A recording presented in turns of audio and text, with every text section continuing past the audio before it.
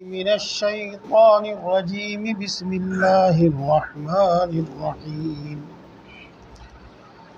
فمن اضطر في مخمصة غير متجانف لإثم فإن الله غفور رحيم صدق اللہ العظیم۔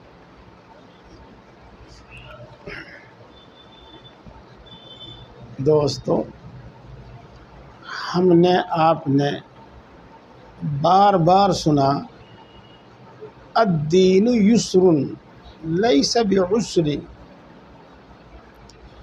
دین آسان ہے، مشکل نہیں ہے۔ اور اس کو ہم اس طرح بھی بیان کر دیتے ہیں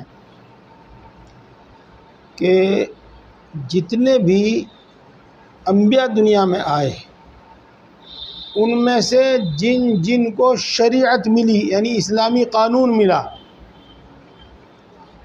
ان سب میں سب سے زیادہ آسان وہ دین اسلام کی شریعت ہے۔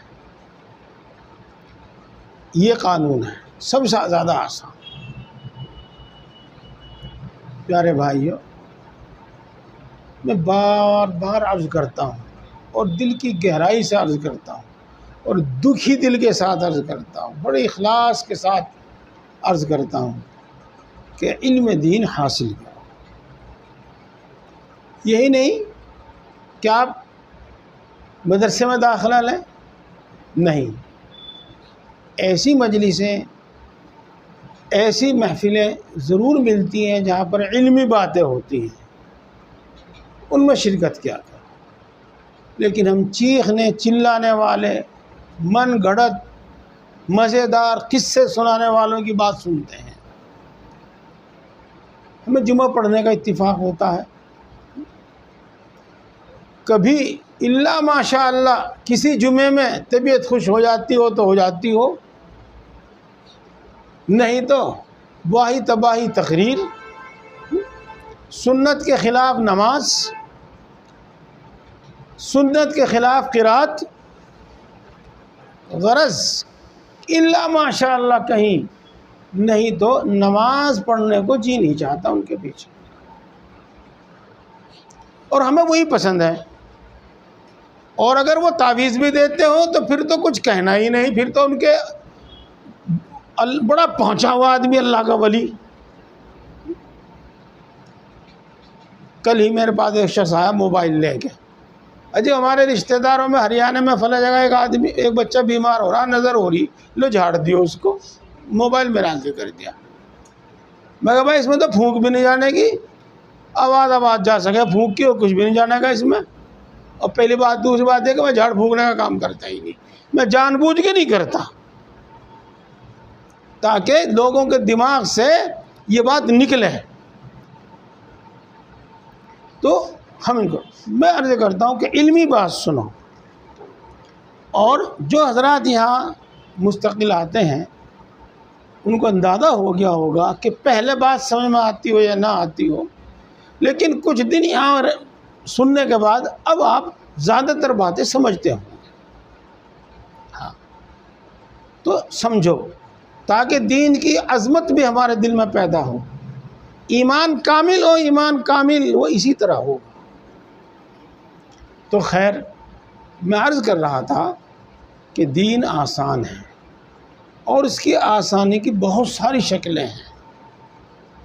ان شکلوں میں سے ایک آسان شکل یہ ہے کہ جو چیزیں اللہ تبارک و تعالیٰ نے حرام کی ہیں، مثلا شراب، مثلا خنزیر، مثلا مردار، وہ حرام ہی ہیں۔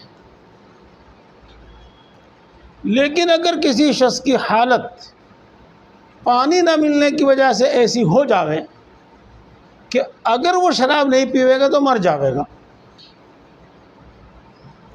تو اس کو یہ اجازت دی گئی ہے کہ تو اتنا گھونٹ بھر لے جس سے تیری زندگی اور سانس باقی رہ سکے۔ یہ ایک شخص ہے جو بھوک کی وجہ سے لبے دم ہے، اس حالت کو پہنچ گیا کہ اگر وہ کچھ نہیں کھائے گا تو بس مر جاوے گا، اب اس کے پاس سور کے علاوہ اور کچھ نہیں ہے کھانے کو، تو وہ اس میں سے اتنا کھا سکتا ہے جس سے اس کی جان بچ جائے۔ ایک شخص ہے بھوک کی وجہ سے وہ لبے دم ہے، اگر کچھ نہیں کھائے گا تو مر جاوے گا، تو وہ مردار جس کا حرام ہونا قرآن پاک میں بیان کیا اور اس کی بہت ساری صورتیں آپ کے سامنے آئی، اس میں سے اتنا کھانا جائز ہے جس سے اس کی جان بچ جائے۔ یہ اسلام کی آسانیوں میں سے ایک آسانی ہے۔ دیکھو دوستو، میں نے آپ کو بات ان الفاظ میں سمجھائی ہے کہ آپ سب سمجھ گئے ہوں، کوئی مشکل بات نہیں ہے اس میں۔ یہاں ایک بات اور سنو، اگر کسی شخص کو مجبور کر دیا جاوے اور اس کو یہ معلوم ہے کہ اگر میں کفریہ کلمہ نہیں کہوں گا تو میری جان نہیں بچتی، تو اس کو زبان سے کلمہ کفر کہنا جائز ہے۔ مثال کے طور پر بت کو سجدہ کرنے کے لیے کہا جاوے اور اس کو یہ معلوم ہے کہ اگر میں کام نہیں کروں گا تو میری جان نہیں بچتی، تو اس کو بت کو سجدہ کرنا جائز ہے۔ یہ باتیں جو میں نے آپ کو بتائی ہیں، ان میں سے ایک بات تو اسی آیت شریفہ میں بیان کی گئی ہے، جیسا کہ ترجمے سے آپ کو معلوم ہو جائے گا، اور وہ جو ایمان والی بات بتائی ہے وہ 12ویں پارے میں ہے، اِلَّا مَنْ أُكْرِهَ وَقَلْبُهُ مُطْمَئِنٌّ بِالْإِيمَانِ، یہ ہے اس آیت کا ترجمہ ہے وہ جو میں نے آپ کے سامنے پڑھی ہے۔ تو بہرحال میں اپنی بات مختصر پھر دوبارہ عرض کروں کہ اسلام کی خوبیوں میں سے ایک خوبی ہے کہ آسان ہے، اور اس کے آسان ہونے کی بہت ساری شکلیں ہیں، ان میں سے ایک شکل یہ جو میں نے آپ کے سامنے ابھی تفصیل سے بتائی۔ اب آپ ترجمہ سنیے، بات آسانی سے سمجھ میں آ جائے گی۔ فَمَنِ اضْطُرَّ فِي مَخْمَصَةٍ، تو جو شخص بے قرار ہو جاوے بھوک میں، تو اس کو مردار کھانے کی اجازت ہے، غیر متجانف للإثم، اس حال میں کہ وہ گناہ کی طرف مائل نہ ہو۔ دیکھو یہ قید لگا دی، کیا مطلب ہے اس کا؟ دیکھو اگر آدمی نہ کھاوے تو صبر ہو جاتا ہے، اور تھوڑی سی کھا لے اور مزہ منہ کو لگ جاوے پھر تھوڑی پہ صبر نہیں ہوتا، پھر وہ یہ چاہتا ہے کہ من بھر کے کھاوے۔ تو اتنا کھانے کی تو اجازت ہے جس سے جان بچ جاوے، لیکن اس سے زیادہ کھانا وہ پھر گناہ کی طرف لے جانے والا ہے۔ آدمی نے کھایا اور کھانے میں اس کو مزہ آیا، پہلے تو اپنی جان بچانے کے واسطے کھا رہا تھا، اب مزے کی وجہ سے کھاتا ہے، تو یہ اس کے واسطے جائز نہیں ہے۔ اسے فرمایا غیر متجانف للإثم، اس حال میں کہ وہ گناہ کی طرف مائل نہ ہو، تو نہ تو وہ مزے اور لذت کی غرض سے کھاوے اور نہ وہ ضرورت سے زیادہ کھاوے، جس مقدار سے جان بچ سکتی ہو بس اتنا کھاوے، یہ مطلب ہے اس کا۔ فَإِنَّ اللَّهَ غَفُورٌ رَحِيمٌ، بے شک یقیناً اللہ تبارک و تعالیٰ بہت معاف فرمانے والا ہے، بہت رحم کرنے والا ہے۔ اس کی معافی اور مغفرت کا ایک اثر یہ بھی ہے کہ اس نے یہ حکم، یہ اجازت مرحمت فرمائی، یہ، اور اس کے ساتھ ساتھ پھر اللہ تبارک و تعالیٰ کبھی بھی نا امید نہیں کرتے۔ مثال کے طور پر وہ گناہ کی طرف مائل ہو گیا، یعنی لذت کی وجہ سے اس نے ایک دو لقمہ زیادہ کھا لیا، یا اس نے جان بچانے کی غرض سے کچھ زیادہ کھا لیا مقدار میں، جتنی سے جان بچ سکتی تھی اس سے زیادہ کھا لیا۔ جب اس کو اس کا احساس ہو تو توبہ کریں، اللہ تبارک و تعالیٰ بخشنے فرمانا ہے اور اللہ تبارک و تعالیٰ رحم کرنے والا ہے۔ یہ بات یہاں تک صاف ہو گئی اور اچھی طرح آپ کی سمجھ میں آ گئی۔ بس ایک بات اور سمجھیے گا اس میں مسجد میں گیا، میرا جوتا چوری ہو گیا، اب میں ننگے پیر ہوں، مجھے ضرورت ہے جوتے کی، بھائی میں دوسرے جوتا پہن کے چلے جاؤں، میں دوسرے کا جوتا چرا لوں؟ ضرورت تو ہے مجھے، ننگے پیر تھوڑے پھروں گا میں۔ میرے دوستو، ہر ضرورت جو ہمارے ذہن میں ضرورت ہے وہ ہر ضرورت نہیں ہے، بلکہ صحیح معنی میں علماء اور ماہرین دین طے کرتے ہیں کہ کون سی ضرورت ایسی ہے جس ضرورت میں یہ حرام چیز کھانے کی اجازت ہے۔ اس کی میں نے آپ کو صاف الفاظ میں بتایا کہ ایسی صورتحال ہو جاوے کہ اگر نہ کھاوے تو مرے، اس کو بے قرار اضطرار کہتے ہیں۔ تو صرف ضرورت کی وجہ سے آدمی حرام کام کر لے، یہ نہیں ہے، بلکہ علماء ہی طے کرتے ہیں اصول میں غور کر کے کہ یہ ضرورت میں داخل ہے، یہ ضرورت میں داخل نہیں ہے۔ ہاں، اب آگے چلتے ہیں۔ يسألونك ماذا أحل لهم قل أحل لكم الطيبات وما علمتم من الجوارح مكلبين تعلمونهن مما علمكم الله فكلوا مما أمسكن عليكم واذكروا اسم الله عليه واتقوا اللہ ان اللہ سریع الحساب۔ اس آیت شریفہ کا حاصل منشا پہلے میں اپنی زبان میں بتاتا ہوں، بلکہ آپ کی زبان میں بتاتا ہوں تاکہ آپ اس کو آسانی سے سمجھ لیں۔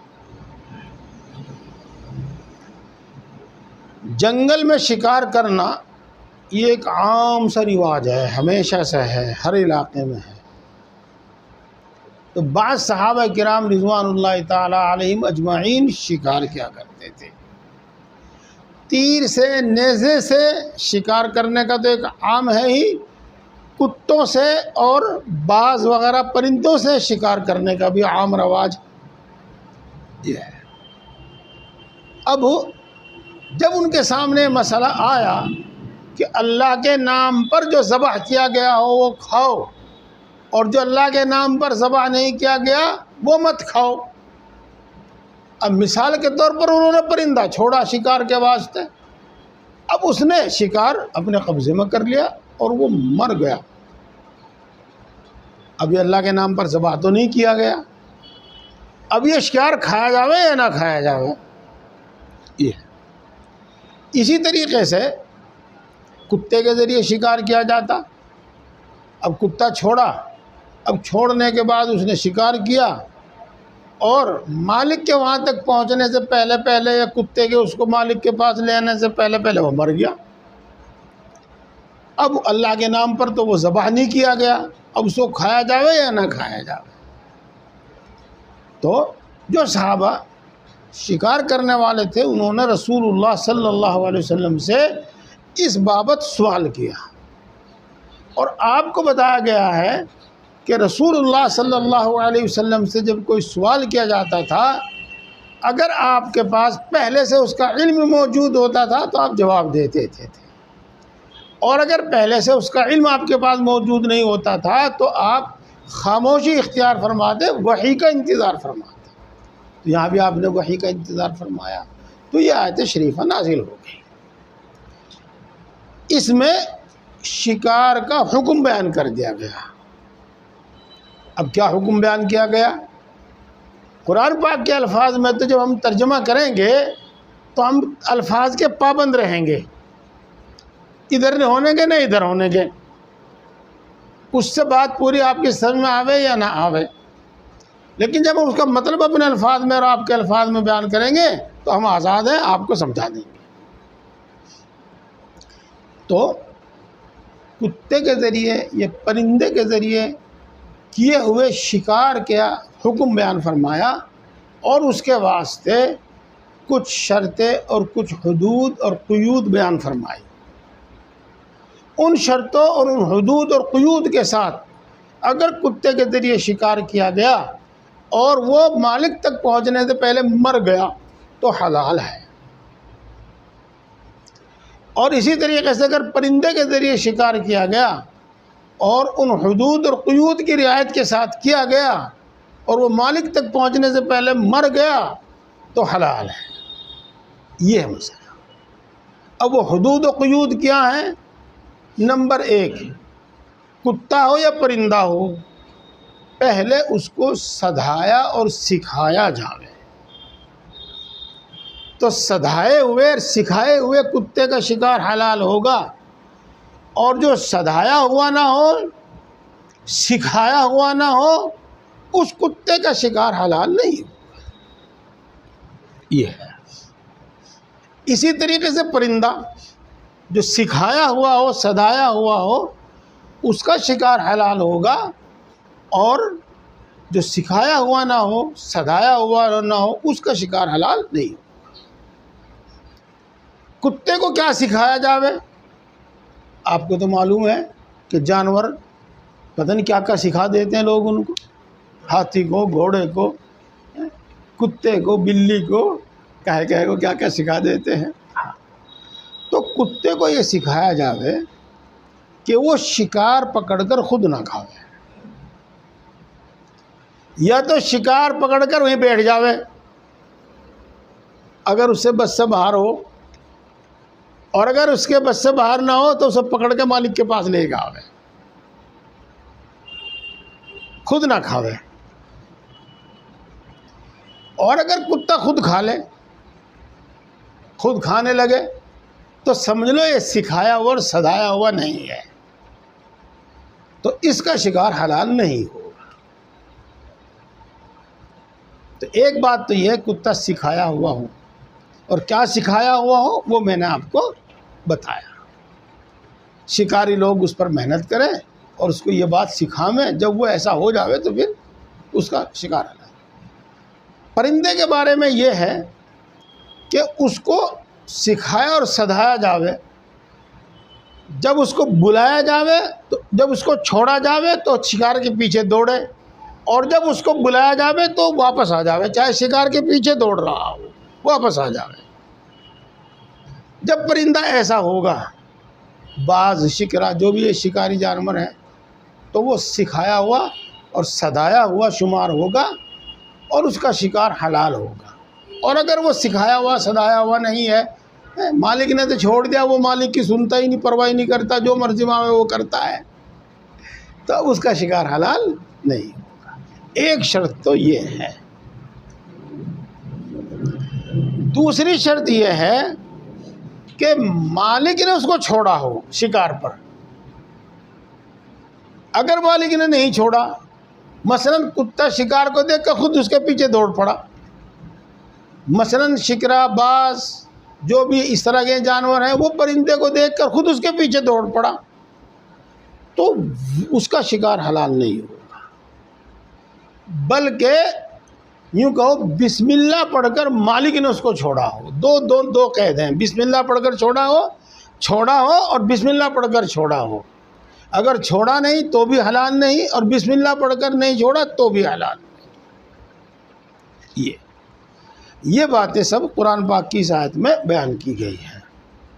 ایک تیسری بات، اس کے علاوہ ایک بات اور ہے جو امام اعظم ابو حنیفہ علیہ رحمہ قرآن پاک کی آیت سے ثابت کرتے ہیں، اور دوسرے بعد ائمہ اس سے اختلاف کرتے ہیں۔ وہ یہ کہ پرندے نے شکار کرتے وقت اس کو زخمی کیا ہو، اگر زخمی نہیں کیا اور خون نہیں بہا تو وہ حلال نہیں ہے۔ ایسے کتے نے اس کو پکڑتے وقت زخمی کیا ہو، اگر اس کو زخمی نہیں کیا اور خون نہیں نکلا تو حلال نہیں ہوگا۔ اب دیکھو یہ شرطیں ہیں، میں آپ کو یہاں بھی بتانا چاہتا ہوں کہ دین آسان ہے، مشکل نہیں ہے۔ جو ممکن سہولت دی جا سکتی تھی وہ اور سہولت دے دی گئی۔ اب ترجمہ کر لیجیے گا، اس سے پہلے بھی کچھ باتیں آئیں گی وہ میں بتاؤں گا۔ یسألونک ماذا احل لہم، وہ یعنی صحابہ کرام آپ سے معلوم کرتے ہیں کہ کون سا شکار ان کے لیے حلال کیا گیا۔ یہ قل احل لکم الطیبات، آپ فرما دیجئے گا کہ تمہارے واسطے پاکیزہ چیزیں حلال کی گئی ہیں۔ میرے دوستو، ایمان ایسے بنتا ہے، یقین ایسے بنتا ہے۔ جی ہاں، دیکھو اللہ رب العزت نے 9ویں پارے میں رسول اللہ صلی اللہ علیہ وسلم کے کام گنوائے۔ ان کاموں میں ایک کام یہ بھی بیان فرمایا، یحل لہم الطیبات ویحرم علیہم الخبائث۔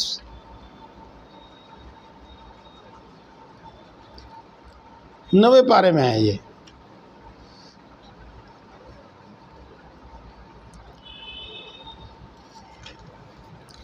اچھا زیادہ کھل گیا، پڑھ کے ہی سنا دیتا ہوں میں، ایسی بات ہے۔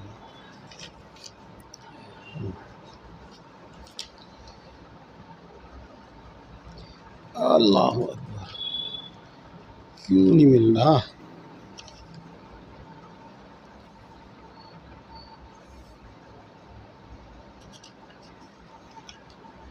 ہاں یہ ہاں ہے، اسی طرح ہے، یأمرهم بالمعروف وینہاہم عن المنکر ویحل لہم الطیبات ویحرم علیہم الخبائث ویضع عنہم اصرہم والاغلال التي كانت علیہم۔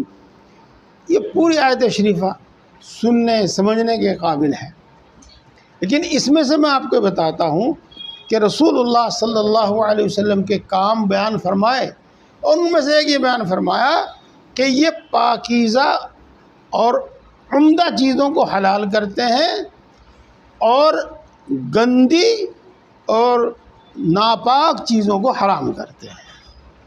بہرحال رسول اللہ صلی اللہ علیہ وسلم کے زبانی حلال اور حرام کا فیصلہ ہوتا ہے، ورنہ اصل میں تو اللہ تبارک و تعالیٰ ہی حلال اور حرام کرنے والے ہیں۔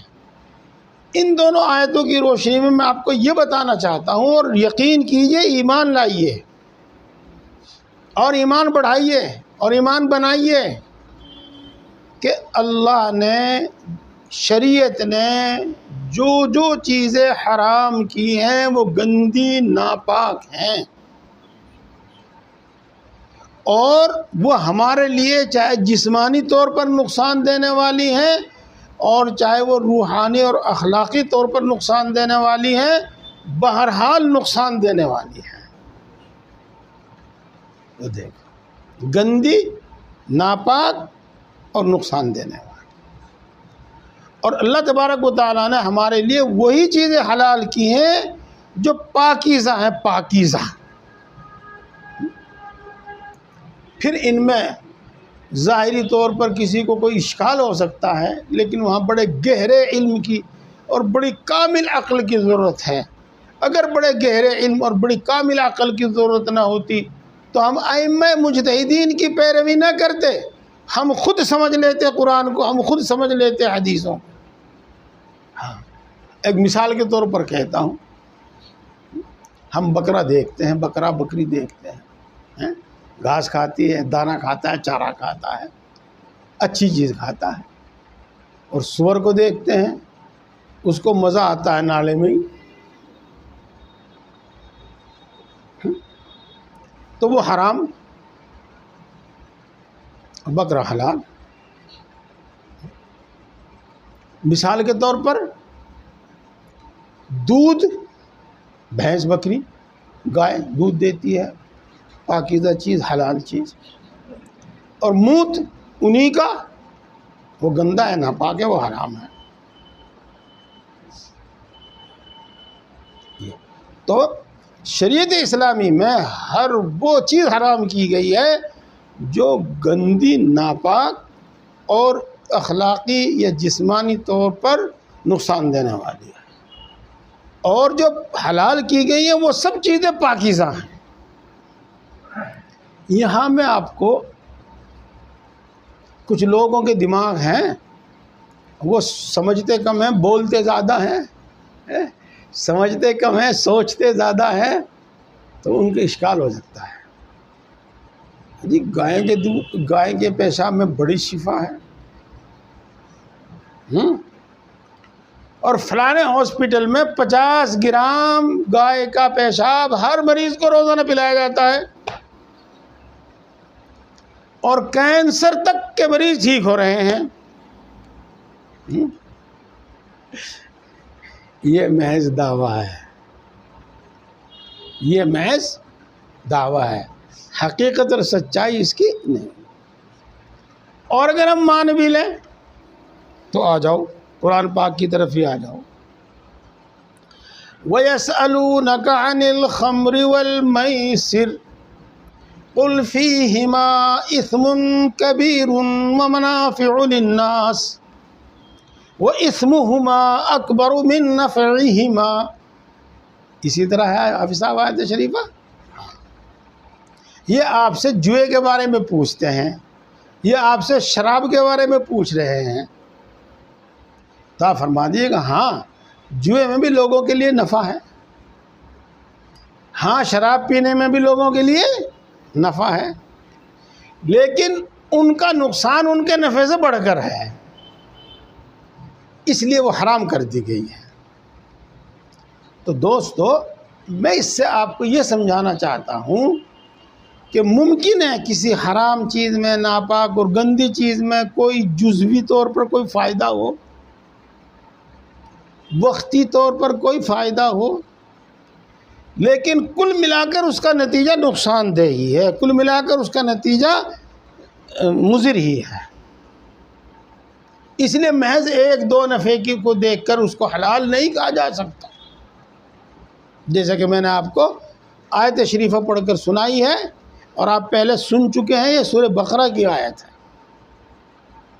جی ہاں، جوا اور شراب جس کا حرام ہونا سب کو معلوم ہے، ان کے متعلق اللہ رب العزت نے یہ ارشاد فرمایا۔ بہرحال اللہ رب العزت یہاں یوں فرماتے ہیں احل لکم الطیبات وما علمتم من الجوارح مکلبین تعلمونہن مما علمکم اللہ، اور ان شکاری جانوروں کا شکار تمہارے لیے حلال کر دیا گیا جو زخمی کرنے والے ہوں، جوارح کا ترجمہ ہے، اور اسی سے وہ شرط لگائی گئی ہے کہ پرندے نے اس کو زخمی کیا ہو، کتے نے اس کو زخمی کیا ہو، زخمی نہ کیا ہو تو حلال نہیں ہوگا۔ یہ مکلبین، جن کو تم نے شکار کے واسطے چھوڑا ہو، جیسے کہ میں نے بتایا تھا آپ کو ابھی، خود بخود شکار کے پیچھے دوڑ پڑا تو حلال نہیں ہوگا، شکاری نے انسان نے اس کو چھوڑا ہے تو حلال ہوگا اس کا شکار۔ یہ اب کیا سکھایا ہو تم نے ان کو، تعلمونہن مما علمکم اللہ، تم ان کو سکھاؤ وہ جو اللہ نے تم کو سکھایا ہے۔ اب کتوں کو کیا سکھایا جاوے وہ میں نے آپ کو بتایا، پرندے کو کیا سکھایا جاوے وہ میں نے آپ کو بتایا۔ فَكُلُوا مِمَّا أَمْسَكْنَا عَلَيْكُمْ، تو تم کھاؤ اس میں سے جو تمہارے لیے روک کر رکھ لے، وہ ما امسکنا علیکم، جو تمہارے لیے روک کر رکھ لے۔ اسی سے وہ قید، وہ شرط بتائی گئی جو میں نے بتایا تھا، اگر کتا پکڑنے کے بعد خود اس کو کھانے لگے شکار کو تو اس نے تمہارے لیے نہیں کیا، اور اگر وہ پکڑ کر اس کو رکھے کھاوے نہ تو اس نے وہ شکار تمہارے لیے کیا ہے، تو وہ کھاؤ جو اس نے جو تمہارے لیے روک کر رکھے وہ۔ یہ وَاذْكُرُوا اسْمَ اللَّهِ عَلَيْهِ، اور اس پر تم اللہ کا نام لو۔ یہ وہ قید ہے جو میں نے آپ کو بتائی تھی کہ شکار یہ جانور یہ پرندہ چھوڑتے وقت چھوڑے اور اس کے چھوڑنے کے ساتھ ساتھ بسم اللہ پڑھے۔ جب یہ سب باتیں آپ کی سمجھ میں آ گئی تو اب آپ سمجھ گئے ہوں گے کہ جس طریقے سے چھری سے اللہ کا نام لے کر ذبح کیا جاتا ہے اور خون نکالا جاتا ہے، تو گویا کہ اب کتا گویا کہ اب پرندہ وہ چھری کے قائم مقام ہو گیا. یہ ہے وَاتَّقُوا اللَّهَ، اور اللہ سے ڈرتے رہو. ہاں یہ بات بار بار آپ کے سامنے آئی ہے، اور یہ جملہ میں اس لیے کہتا ہوں تاکہ پچھلی باتیں بھی آپ کو اچھی طرح یاد آ جائیں. کیوں کہا اللہ نے یہاں سے کہ اللہ سے ڈرتے رہو؟ ہاں چونکہ یہاں بات اللہ نے مجمل کہتے ہیں اس کو عربی میں، اور صحیح مفہوم اسی سے زیادہ ہوتا ہے. گول رکھی ہے، پوری بات بیان نہیں کی، اس لیے اس کا مفہوم بہت وسیع ہے. نمبر 1 اللہ سے ڈرو. شکار کرنے میں تم اتنے منہمک نہ ہو جاؤ کہ اللہ کو بھول بیٹھو، نہ نماز کے نہ قرآن کے، پر ہر وقت شکار کے چکر میں. ایسا نہ کرو، اللہ سے ڈرو. دوسری بات یہ ہے کہ اللہ سے ڈرو کہ جن جن قیود اور حدود کے ساتھ، جن جن شرطوں کے ساتھ شکار کو حلال قرار دیا گیا ہے، انہی شرطوں کے ساتھ اس کو حلال سمجھو، اور ان شرطوں میں اگر کمی کوتاہی رہ گئی ہو تو پھر اس کو تم حلال نہ سمجھو، پھر اس کو تم مت کھاؤ. اب ظاہر بات ہے کہ ان سب باتوں کا تو پتہ خود شکاری کو ہے. ہمیں کیا پتہ اس نے بسم اللہ پڑھی کہ نہیں پڑھی، ہمیں کیا پتہ اس نے کتا چھوڑا یا خود بھاگ پڑا. یہ تو شکار کے حلال ہونے میں جن حدود و قیود کو بیان کیا ہے، ان کی رعایت کرو، ان میں کوتاہی نہ کرو. اگر کوتاہی ہو جاوے تو شکار مت کھاؤ.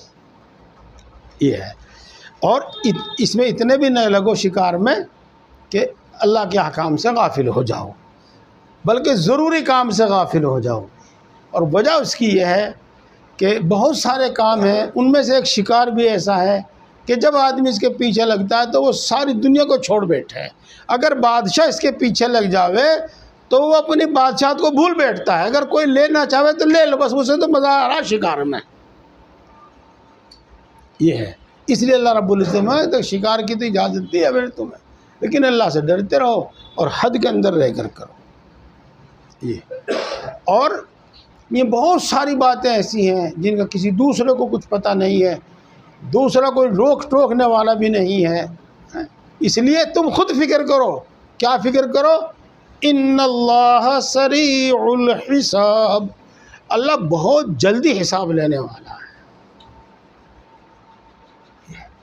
یہ بات ہو گئی. امید ہے اللہ کی ذات سے کہ سب باتیں آپ کی سمجھ میں بھی آ گئی.